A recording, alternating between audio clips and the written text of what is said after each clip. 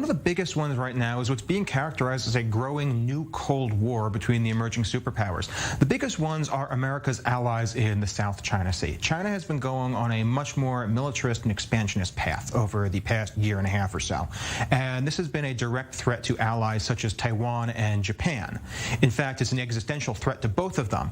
Taiwan, which China considers a part of China, does not consider it another country at all, and has directly threatened military intervention to, in their words, reunify it, is a major issue, as well as being one of America's major sources for computer exports. I mean, they produce the majority of computer chips on the market, and you already hear about the supply chain issue. But the other one is, of course, Japan, who has come out and said that, look, if Taiwan falls, they're obviously next, and they would have to intervene. To which China responded, well, if you do that, we're going to use nuclear weapons. This was actually earlier this year in an exchange between China and Japan. So these are probably the biggest issues on the agenda. We also have the escalating Chinese military developments we've seen over the past few months. Just in the past 2 months alone, we've seen China unveil new carrier-capable fifth-generation fighter jets. We've seen Pentagon reports saying that China is escalating their nuclear arsenal, trying to grow it from 350 warheads, which it stands at right now, to about 1,000 warheads by the end of 2030.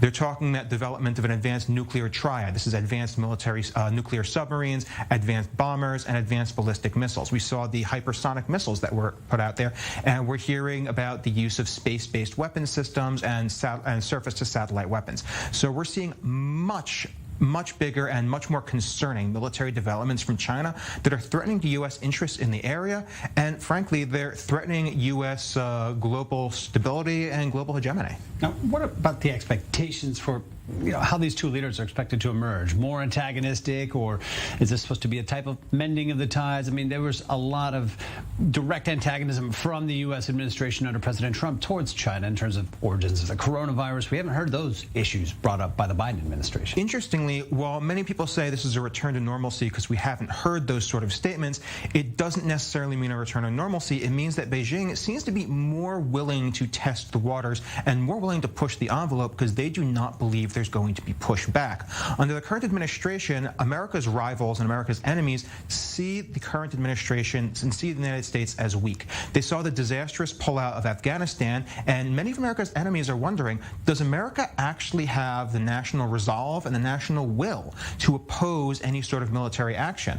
It's no coincidence that since then we've seen more and more bellicose statements coming out of China, more and more expansionist rhetoric coming out of them, and whenever you see some of their high-ranking generals and high-ranking Communist Party officials make remarks online, they are not the statements of people looking to engage in diplomacy. They are the statements of people knowing that they will not be stopped. They are brash, they are arrogant, and they are directly saying that they control the world now.